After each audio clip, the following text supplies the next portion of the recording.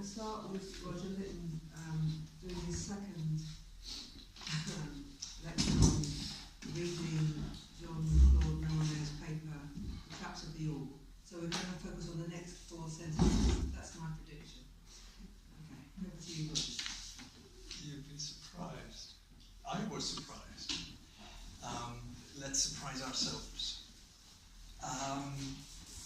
We're not going to recap anything, but we're just going to take up some of the same questions and try to push them forward a little bit. The perhaps primary reason for taking up this Milner text is that he takes up Lacan's doctrine of the all, the alls in the plural, and puts it to work in the social and political field. Effectively via a critique of the all, around the central proposition, the all is not one. And that critique of the notion of the all turns out to be, by definition, intrinsically a political critique. So, basic proposition from the first page, there is a fracture intrinsic to the use of the word tous, all, whole. We already touched on some of the multiple senses between the notion of all and the notion of whole, two English translations of the same term, and also between the singular and the plural. So there is a fracture intrinsic to the use of this word all, which infects all deployments of this term in the field of political discourse.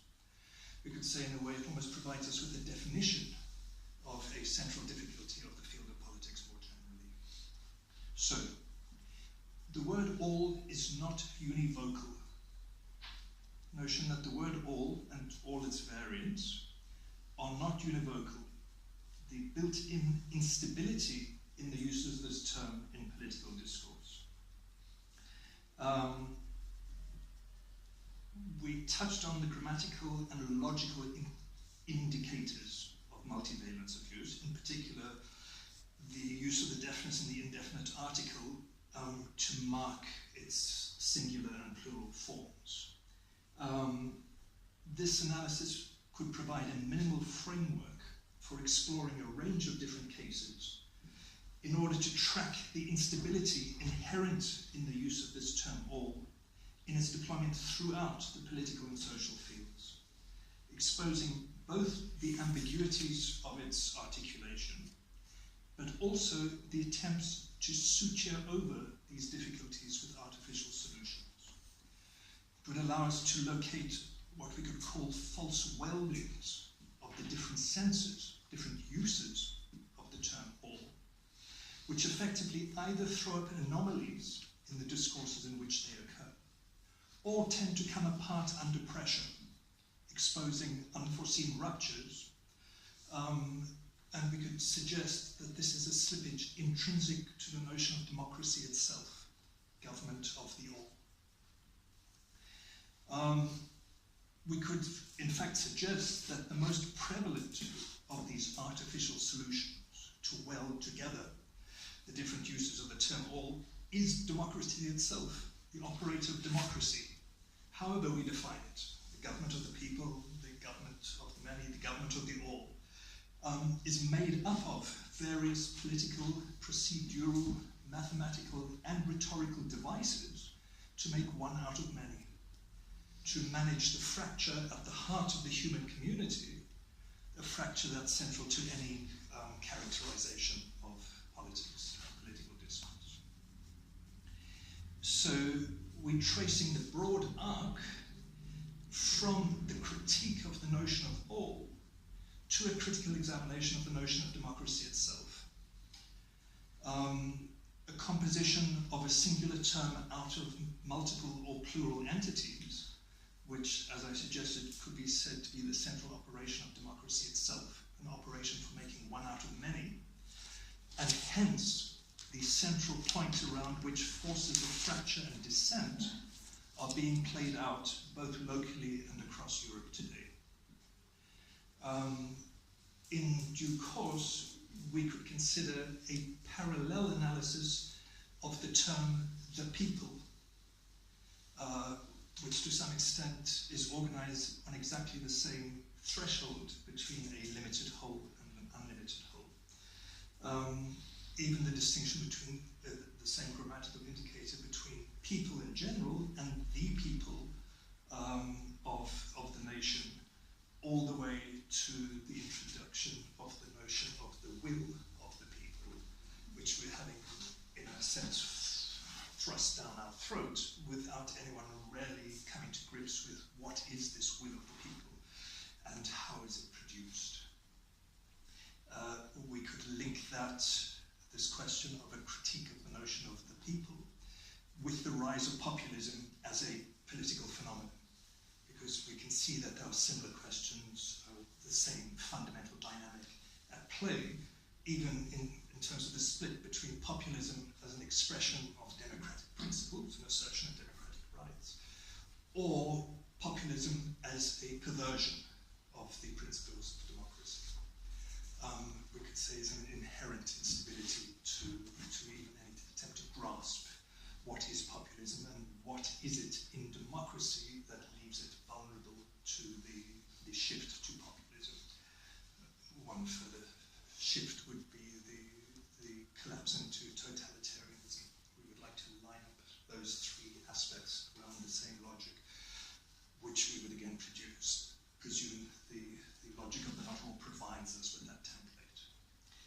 So, the key development here at the heart of Milner's analysis is the reading of Lacan's logical formulae, his analysis of the term all, reducing the divergence, the heterogeneity between the various uses of the term all to two key versions, two forms, two modalities of the all, as deployed in his formulae of sexuation, aligned, as you presumably know, with his analysis of masculine sexuation on one hand and feminine sexuation.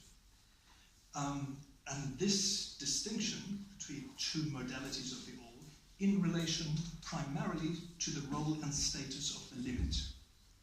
We have a logic of closed sets, limited wholes on the one hand, on the masculine side, and a logic of unlimited wholes, the open series, on the other. Thus, in its first aspect, the masculine logic of closed set, the all supposes a limit. We're reading this off the very first page of this text, which you will all be familiar with by now, and out of the first sentence of the second paragraph of section 1. So in its first modality, the all supposes a limit. So this introduces the first modality of the all as indexed on a limit, thus introducing the role of the limit as distinguishing the two forms of all, the limited all and the unlimited all, which will receive the name not all. Bringing this question of the all in relation to the limit that modifies it means that it's the limit that primarily distinguishes the two forms, which leads us to the next step highlighted by Milner, which goes as follows. This means that despite appearances, the operator for all does not have any meaning when used in a single formula. It only takes on meaning when two formulas are correlated to each other. In other words, the postulation of the all, the universal term, requires a second formula that qualifies and limits it. This will be the function of the existential proposition.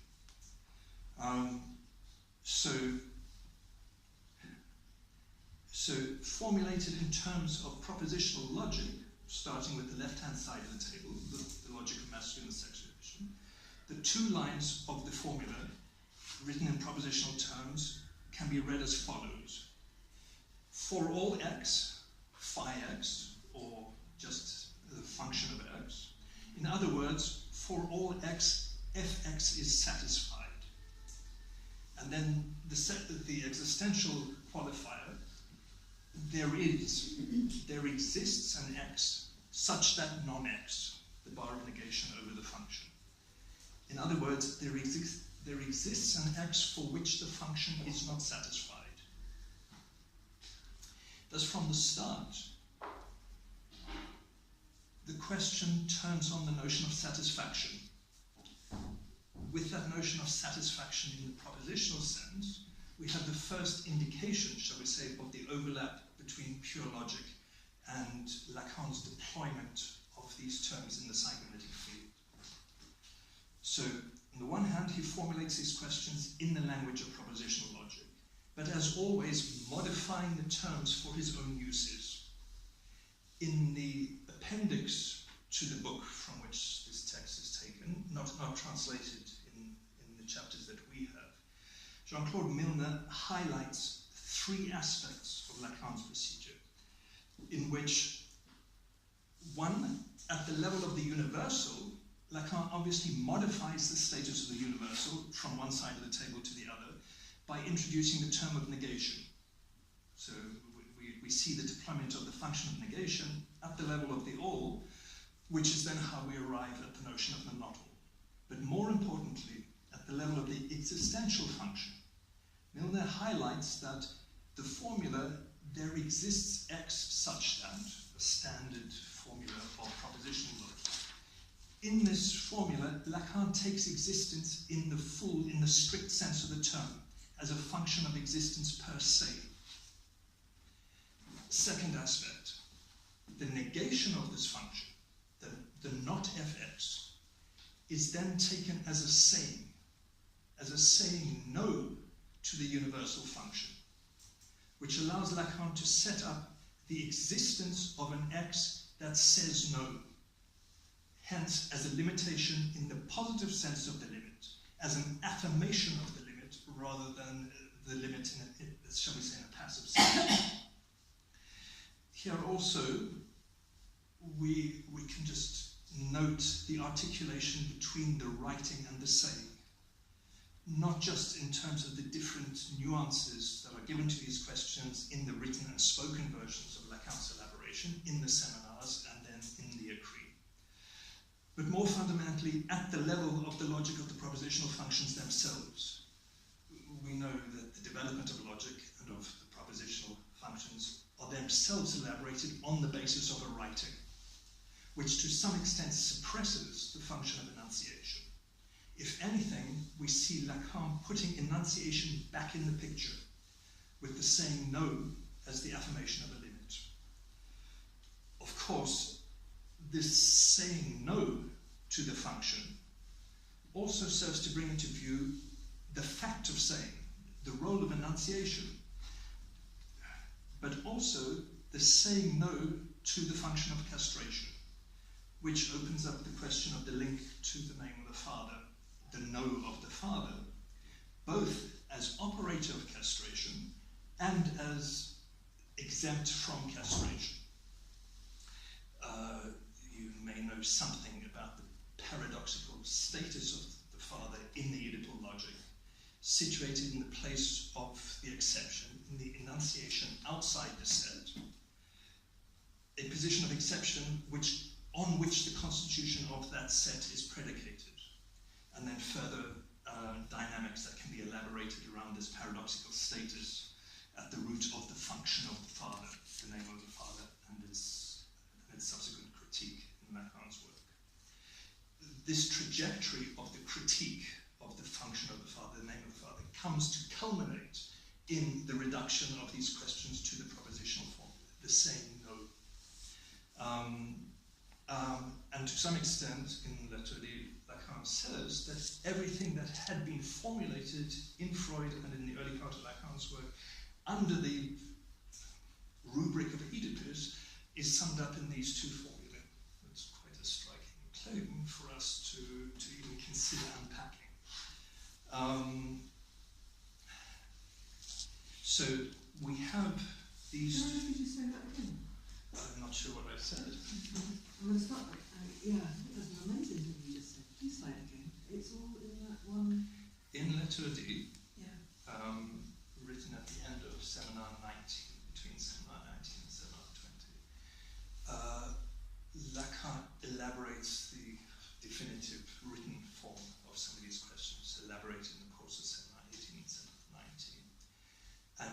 develops first the logic of masculine sexuation in these propositional terms, and subsequently the logic of the not all feminine sexuation. And he says that the side of masculine sexuation is effectively the logic of Oedipus. Therefore, everything we know as organized within the framework of Oedipus is summarized by the articulation between these terms. Not the formula of the women. But a different kind of knot, shall we say, on that side. Something that's outside the Oedipal logic. At the same time, it shouldn't really be ignored that in terms of this proposition that neither of those formula are valid in themselves, it requires the correlation between the two terms to put it to stake. At the same time, we could ask whether it's the correlation between the masculine side and the feminine side that again requires the correlation, not one side without the other. So it's not as if you can have either masculine sexuation or feminine sexuation, but it's a question of the notion of that distinction, that partition, is established in terms of the correlation between the two sides of the table. We can seek to be more precise about these questions as we go along. So where we have the articulation between these two levels, shall we say, the universal and the existential propositions, where if you are familiar... Sorry, Yeah. I think it's just repeating what you just said, so that there's two distinctions that both need to be there. Wherever you have a universal, you have an existential, Yes. and wherever you have a potentially the masculine, you have the feminine, and in both cases, you can't. In a funny way, one way of thinking about it is in terms of the notion of the analysis of a phoneme. There's no phoneme without a pertinent opposition that creates the possibility of distinction. Well, in some way, the correlation between these two levels and the two sides is, shall we say, is a positive opposition, where you require the difference in order to be able to assert a distinction. Yeah. Something like that. But with the correlation, shall we say, between the level of the universal and the level of the existential proposition, where, to some extent, on the basis of the heritage of Aristotelian logic, we would expect to find the relation between the universal and the particular, if we remember why we're working with universals. Instead of the Aristotelian relation between the universal and the particular, which will be mediated by the syllogism, by which one links, Milner does it in his reading of Aristotle in the middle of his text. Instead, we have a different working of the status of the universal in relation to an existential proposition that stands as an exception, hence supporting the distinction between two modes of the universal, one limited and one unlimited. Roughly, we've touched on the logic of masculine sexuation, and most of all, the role of the exception. Somewhere, Milner touches on the phrase, it's the exception that proves the rule. Or we could say it's the exception that supports the rule of the father. Let's put it this way. So it's the exception not just as limiting the status of the all, but in constituting the all as a whole, as a closed set. And most of all, two parts of the function of the exception. One, in constituting the universal as a closed set, this on the side of masculine Oedipal logic, but also as the condition of the application of that function on all the elements within the set. So it's not simply that the exception supports the rule, it also applies the rule, or it's the condition for the application of the rule to every element that falls within that function. And there's more to be extracted from those two aspects of the status of the exception in the Oedipal logic. On the one hand, the whole Russellian paradoxes of logic about the status of the exception that stands outside the set, and paradoxically provides the condition for the closure of that for the constitution of the set outside which it stands. But also the second step as then providing the condition for the application of the function within the set to each and every element that lies within it. You could say on the masculine side, it's the logic of paternal exception, underlying the logic of masculine sexuation, that allows the identification of all and each of the members of that set as masculine. So it underlies the stability of the identity predicates of the elements of the set, as well as being the foundation for the application of the law of prohibition within that set.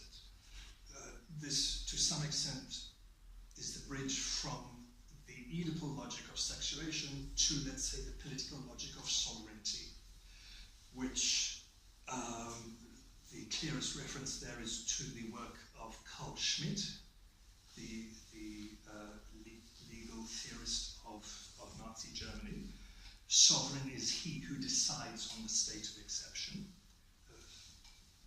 Absolutely current and pressing theme when the President of the United States is seeking to provoke a crisis in order to declare a status of exception.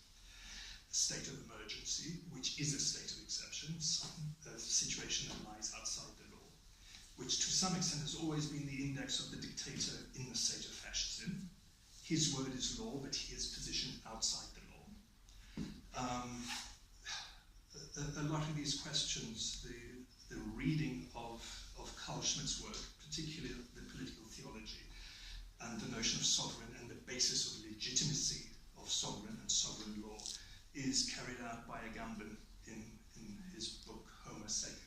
And you see very clearly that it's using the template of Oedipal logic and the logic of the exception to pursue one version of attempting to ground the legitimacy of the law, which unfortunately turns out to be the grounding for fascism as well.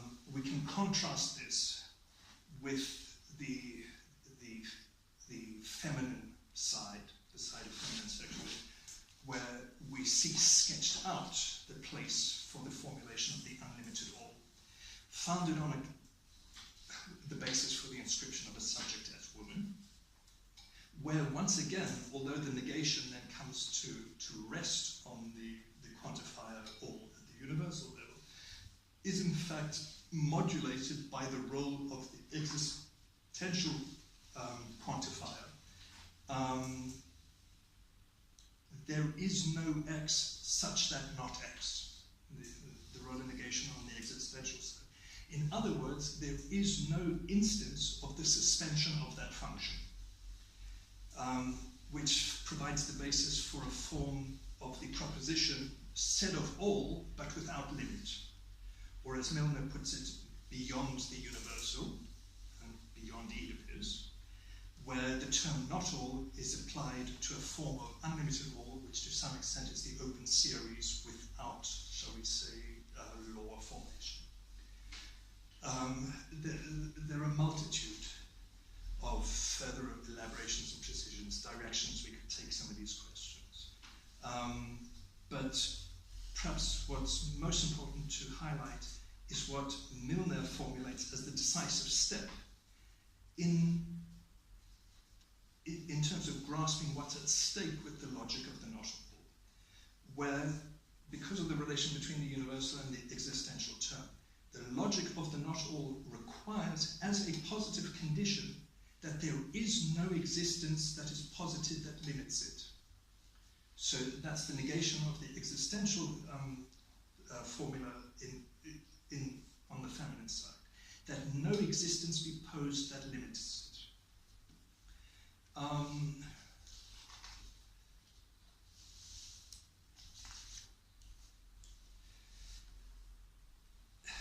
the basis of some of the work that we did last year on the sketching out the basis of the question of totalitarianism, we might suggest that this distinction between the two modalities of the all, and in particular this modification of the existential qualifier on the side of the not all, that there be no existence that opposes it or limits it, would help us to clarify or give us a minimal conceptual and operative distinction between fascism and totalitarianism. We still tend to speak loosely about the two as if they were part of the same configuration. But according to this logic, and in particular according to the modification in the status of the exception on the side of the not all, we might suggest that the logic of fascism is more precisely supported by the status of exception, Schmidt, whereas totalitarianism corresponds more precisely to the logic of the not all, not simply in the sense of leaving no room for exceptions, but more particularly in requiring the elimination of all existence that might oppose it. On the side of totalitarianism, this is something that Hannah Arendt goes absolutely surely to, not on the basis of any elaborated theoretical apparatus, but unerringly, as always, goes to the heart, let's say, of the death drive of totalitarianism, but which we can grasp a little bit better on the basis of the logic of the not all and on the side, where on the side of the existential modifier, the logic of the not all, as potentially a totalitarian logic, requires that no existence be posed that limits it. This can again be done in the passive sense of the absence of a case that limits the all. But in the totalitarian modality, we could say it's not simply a question of leaving room for no exception, but more actively in requiring the elimination of all existence that might oppose or limit it.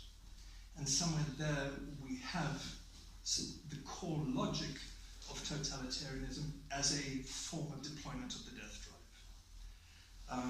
This is obviously a rapid indication, although I suspect it's quite a central indication that would have to be followed out in more detail, based on some of the reading of Hannah Arendt that we touched on last year, and the various forms of characterization, modifications that she tried to get to grips with in terms of the logic of totalitarian rule.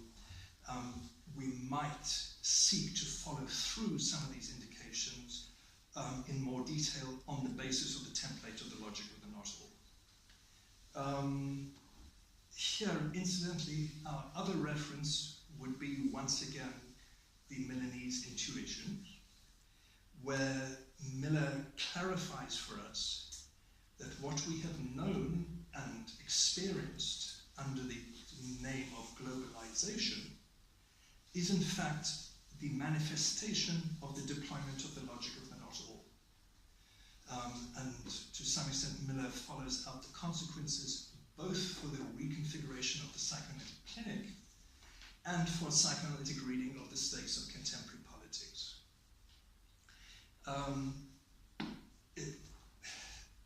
It's a fairly simple step, but it opens the path to a number of elaborations, posing the equivalence between globalization and the logic of the not all.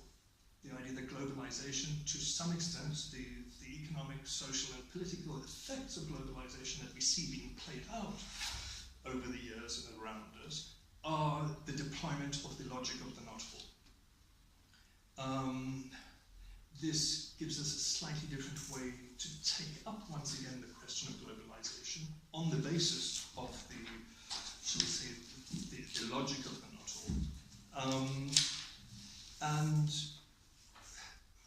which would be why we would be aiming to work up the Miller text, Milanese Intuitions 1 and 2, which were published in English translation. They were given in 2002. I think they were translated in something like 2012, 2013, if I'm not wrong, in the English translation of Mental Online, now sadly defunct, but where they were available. In the same issue that carried the one Milanese intuition, the two were published over 2 issues, there's another paper by Antonio Di Ciaccia in a text entitled Ethics in the Era of Globalization. And I went back and looked at that on the basis of suddenly catching up with the connection between globalization, totalitarianism, and the logic of the not all. And Di Ciaccia gives just some very precise summary indications that would also help us negotiate Miller's text. Ironically, he points out that the term global, in its modern sense at least, is introduced precisely by Carl Schmitt. In his 1950 work, which he gives in the Italian version, the Ordnung and Ordnung, I think, something along those lines. The law and the locus, shall we say. So the term global, in its modern sense, introduced by the very same Carl Schmitt, in a strictly political sense as a problem for law and the foundations of legitimacy, before it became deployed in the economic sense or in the economic field. So effectively, first as a problem that arises in the political and legal field, the undermining of the question of legitimacy, presumably precisely as a result of the encroachment of the market on those registers. So globalization, shall we say, in the central instance, would have to be correlated with the rise of the market in the modern era, and thus with the rise of the object A, surplus jouissance, to the social zenith, which entails, let's say, an encroachment and a corrosion of the independence and traditional organization of the other spheres. So we see the rise of the free market, the all-embracing, self-regulating free market, as paradoxically correlated with the decline in political and social freedoms. So there we have one of these other strange frictions, dynamics in the use of the notion of freedom. It's the free markets that we are enslaved by. So not only does the absolutism of the market under globalism have the effect of corrosion of local regulation, national sovereignty, traditional frameworks of law and citizenship established within the bounded framework of the nation state. But in the same sense that later in this text, Jean-Claude Milner will trace the rise of the social register into the political, following the French Revolution, where society becomes political and requires an inversion of the discourse of politics organized according to the masculine logic of enclosed holes, confronted with the rise of social questions organized in the unlimited sphere of the not all. This question of the dynamic that Milner concentrates on between the political and social registers distributes according to the all and the not all, and the political questions and difficulties that arise on the fracture between them. On the basis of this question of globalization, we could say that that movement that Milner traces, the reorganization of the relation between social and political, could perhaps be correlated with a more fundamental movement, which would be the rise of the market in the modern era. One of the correlations that we explored last year between capitalism and democracy, where we could question the rise of the market as a third term in the articulation between the political and the social registers, to some extent situated precisely at the intersection between them, where it functions as a third term in relation in the dynamic between the political and the social. On the one hand, producing effects of invasion and dissolution on the respective forms of organization in both the political and the social sphere. But at the same time, we could say offering the prospect of some kind of realignment between those two registers, of the contradictions, the friction on the frontiers between those two heterogeneous spheres, even if only by their dissolution into the third term of the market, so everything becomes the market. In which case, we could say that the effects of globalization are not so much revolutionary as dissolving the conditions of possibility of revolution. Hence, globalization, to some extent, is indexed on a process of dissolution rather than revolution. The dissolution of all the traditional coordinates and reference by which those other two spheres were traditionally organized. All that is solid melts into air. These are some of the questions we could explore at the level of mapping the effects of globalization onto the logic of the not all as the underlying template. It would also give us a way of pursuing the link between the clinical and the political aspects, a cross-reading, once again, between the clinical and the political challenges posed both to the psychoanalytic clinic and new forms of politics by the predominance of the logic of the not all. For instance, if we were to pursue some of the questions, let's say, of the most pressing effects of globalization via the lens of disruptions in the relation between the subject and the other, it's clear that the intrusion of globalization inevitably involves a disruption of the traditional pact, the political pact between citizens and the state around which politics has been organized for centuries. If only because the status and the constitution of the other itself is profoundly disrupted and reconfigured by the effects of globalization, as is the position of the subject and the nature of the social bond itself. So, at the level of the broader logic of globalization, it's clear that one effect of unlimited globalization, of universalization under the sign of the not all, is to some extent the infinite extension of the outer limits of the market.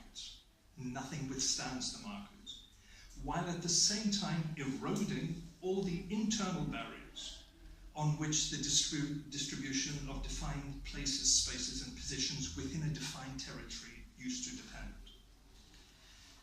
Hence, the reworking of the configuration of the external boundaries has an effect of the breaking down of all internal barriers, which were the conditions for the division and partitioning within the field of the closed set. To some extent, there we have the formula for the effective dissolution of the binary logic on which the psychoanalytic clinic itself used to be founded, the distinction between neurosis and psychosis.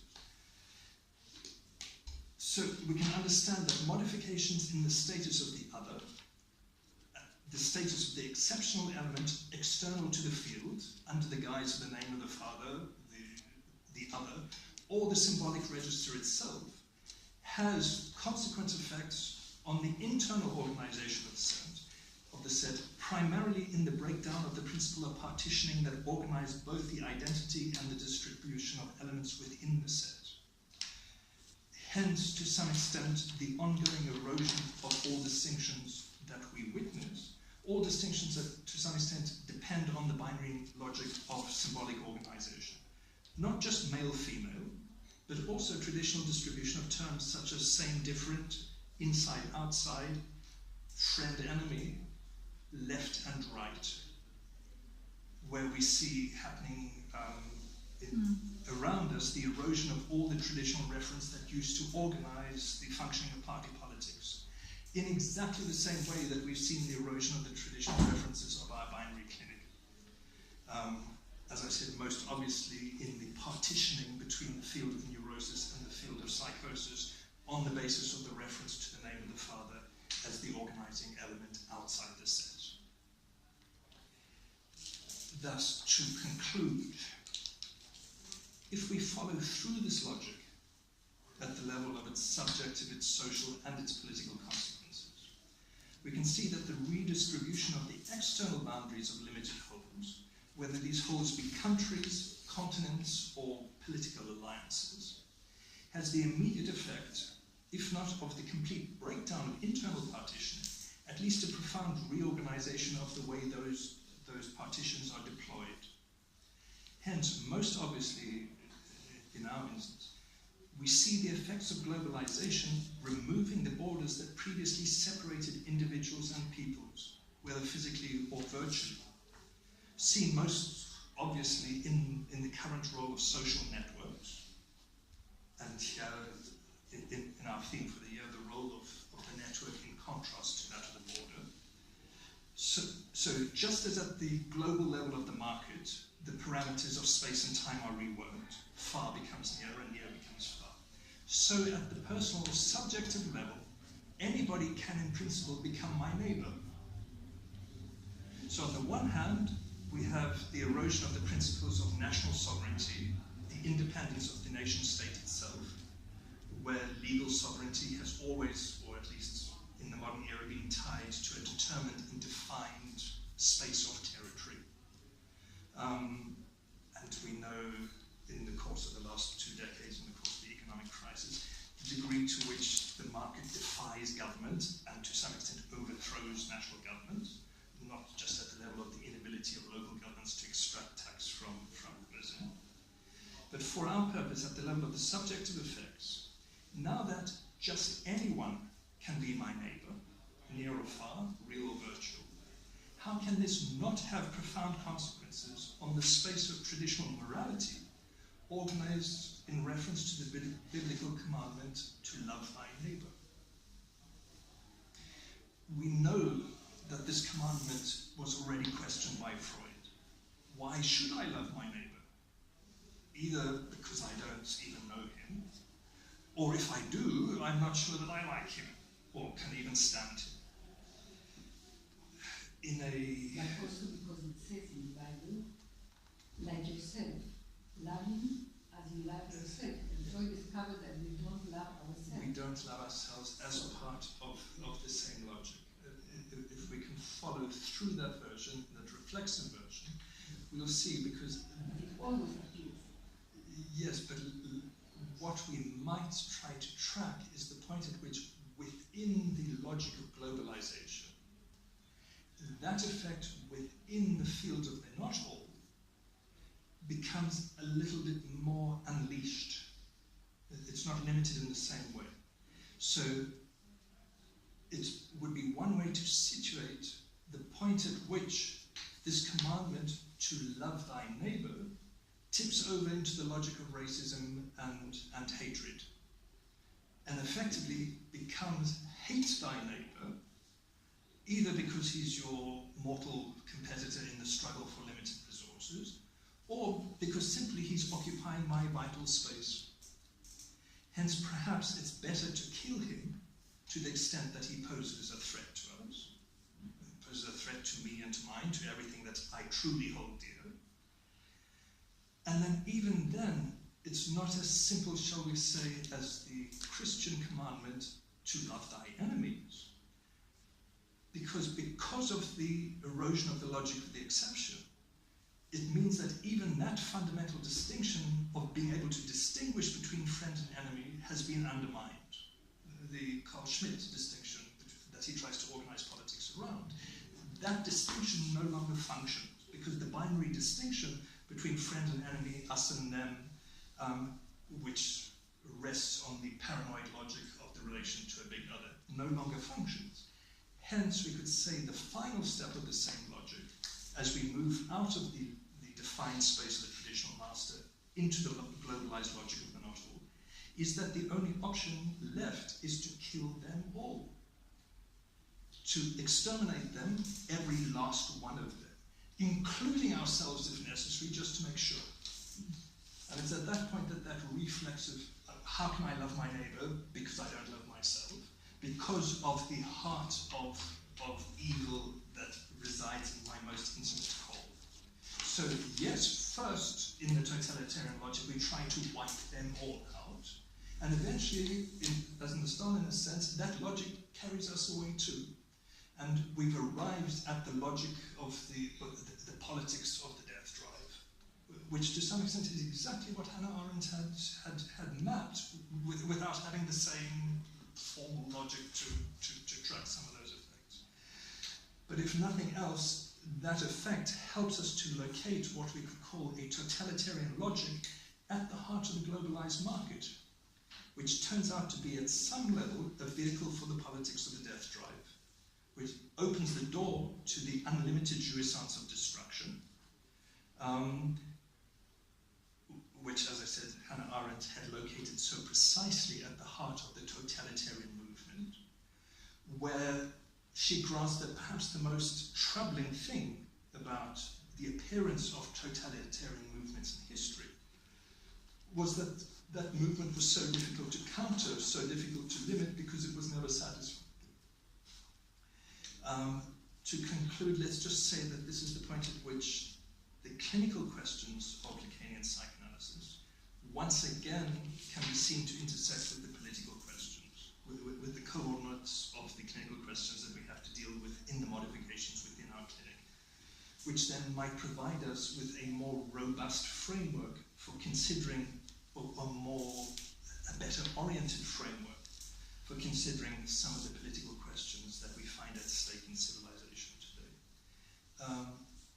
It's also the zone in which, shall we say, those two discourses converge. It's no longer a question of the application of the one field to the other, of the clinical to the political, but to some extent both the clinical and the political are deployed within the same field, which turns out to be framed by the logic of the not all.